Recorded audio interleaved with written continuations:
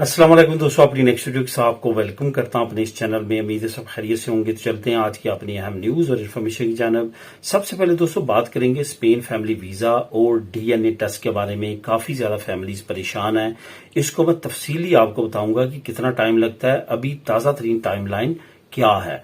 उसके बाद Spain nationality इम्तिहानात किन के लिए जरूरी हैं और कौन से लोग हैं जो नहीं दे सकते, तो उनके लिए एग्जम्पशन है। इस पे बात करेंगे ड्राइवर लाइसेंस के लिए नई रायत, इसको कवर करूंगा। और आखिर में बात करेंगे स्पेन में सबसे ज्यादा इमदाद देने वाला सूबा कौन सा, और उन्होंने एक बहुत अच्छी अनाउंसमेंट की है जो आप लोगों के साथ शेयर करूंगा। तो सबसे पहले तो आपको ये बताता चलूं कि कौन कौन से लिंक्स हैं जो आपको नीचे डिस्क्रिप्शन में मिलेंगे, जिनको क्लिक करके आप खुद भी न्यूज को जो है वो रीड कर सकेंगे। स्पेन नेशनलिटी इम्तिहानात जो हैं, इसके बारे में आपको मैं बताता चलूं कि इसके बारे में काफी नई अपडेट्स आ रही हैं और काफी लोग इसके बारे में पूछ रहे हैं। लेकिन यहाँ पे जो अभी डिटेल में आप लोगों के साथ शेयर करूंगा वो काफी अहम है, आपने गौर से उसको सुनना है।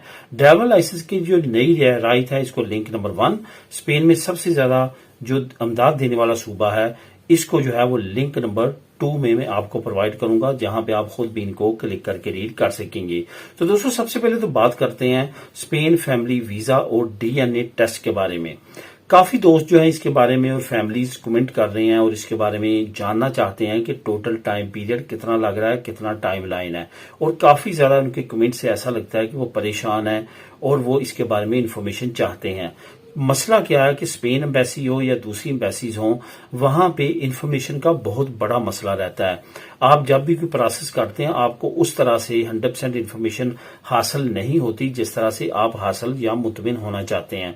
तो इसके लिए क्या होता है कि आपको मुख्तलिफ जराओं से राब्ता करना पड़ता है जो इस प्रोसेस से गुजर रहे होते हैं, और वो वहीं से आपको सही इंफॉर्मेशन मिलती है। इस चैनल का आपको ये भी बेनिफिट थोड़ा सा हो सकता है कि यहाँ पे मुख्तलिफ तरह की फैमिलीज, मुख्तलिफ तरह के लोग जो हैं वो यहाँ पे वीडियोस को वॉच करने आते हैं और नीचे कमेंट करते हैं। और होता क्या कि यहाँ पे एक्सचेंज इन्फॉर्मेशन काफी ज्यादा आपको मिल जाती है और जहाँ पे आप उससे काफी ज्यादा मुतमिन हो सकते हैं या फायदा उठा सकते हैं।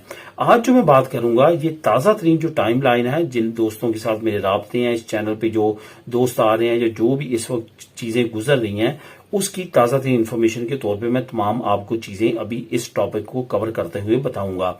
जो डीएनए टेस्ट है, आपको पता है कि जो सरबराह होता है, जो बलवारा फैमिली को, वो तो इधर स्पेन में है, तो उसकी सारी फैमिली जो है वो फॉर एग्जांपल पाकिस्तान में है। अब उनके डीएनए टेस्ट होंगे। डीएनए टेस्ट जैसे उनके हो जाते हैं, उसके बहुत कम अरसे बाद, मसलन मैं यहाँ पे आपको फॉर एग्जांपल बताऊंगा, क्योंकि यहाँ पे महीना भी कुछ फैमिलीज को लगा, कुछ को 1.5 और कुछ को 2 महीने। और यहाँ पे आपको ये भी बताऊंगा कि कौन सा तरीका है जिससे आप ये फास्ट करवा सकते हैं। होता क्या है कि जब वहां पे फैमिली का हो जाता है तो महीने से लेके 2 महीने, मैक्सिमम 2 महीने तक जो है, जो स्पेन में होते हैं सरबरान, जो फैमिली को बुलवा रहे होते हैं, उनका डीएनए टेस्ट यहाँ पे हो जाता है।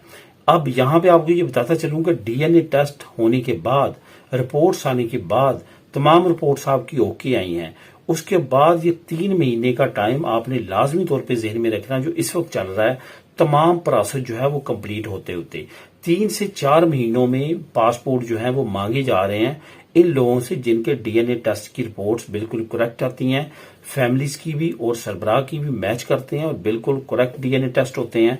तो उनका जो है वो तकरीबन 3 से 4 महीने में उनके पासपोर्ट वीजा लग के आ रहे हैं। तो ये आपने जहन में रखना है।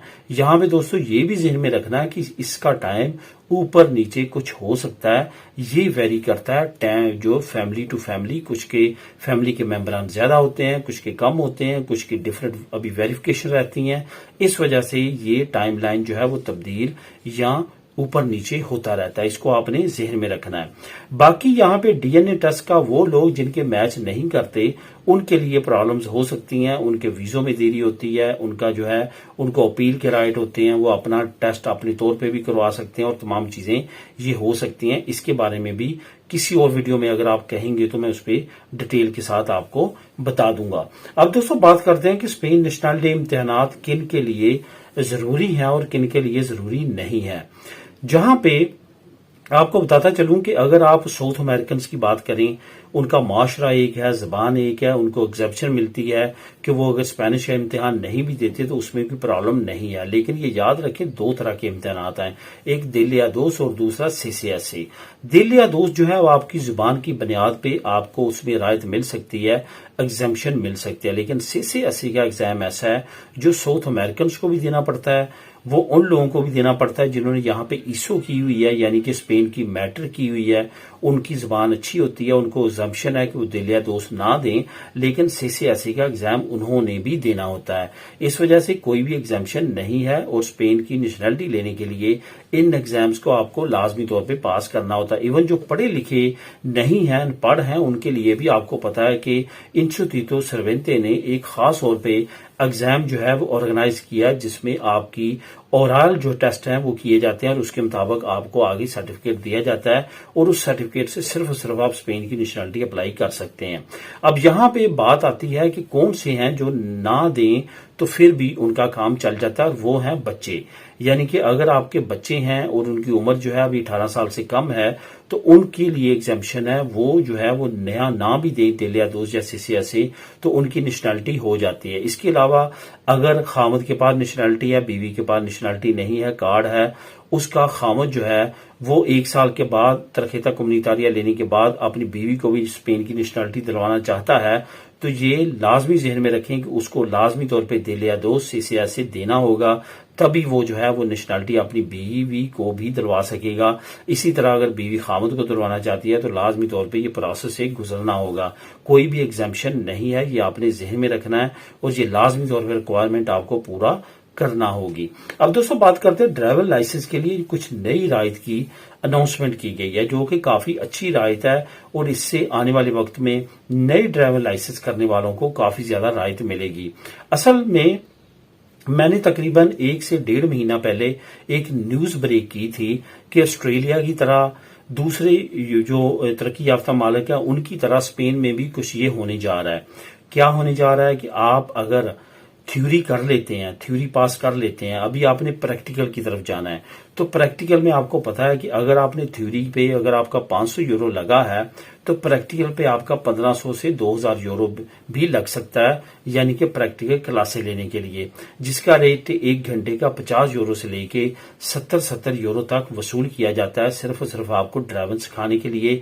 इंस्ट्रक्टर जो है आपको ड्राइविंग सिखाता है और उसकी वो फीस अच्छी खासी चार्ज करता है।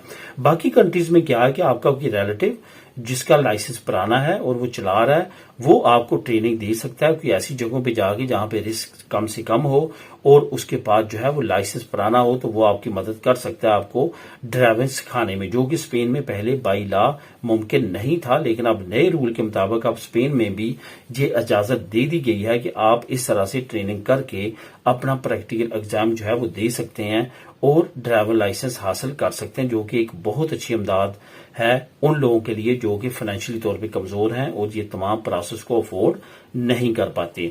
अब दोस्तों आखिर में बात करते हैं कि स्पेन में सबसे ज्यादा इमदाद देने वाला सूबा कौन सा है। इस पे काफी दोस्तों के कमेंट भी आते हैं और इसके बारे में मैं समझता हूं कि इमिग्रेंट्स को लाजमी तौर पर जानना चाहिए और इसके बारे में पता होना चाहिए। असल में ये सूबा है पाइस बास्को। पाइस बास्को के 3 बड़े शहर हैं, विक्टोरिया, सान सेबास्टियान और बिलबाओ। ये 3 जो बड़े शहर हैं, ये अगर देखा जाए तो स्पेन में हर लिहाज से, प्रोडक्शन के लिहाज से, इंडस्ट्री के लिहाज से, रिचनेस से के लिहाज से ये बाकी स्पेन से काफी ज्यादा आगे हैं। और यहाँ की एक बहुत ज्यादा मुनफरिद चीज ये है कि इनका असिंदा भी डिफरेंट है।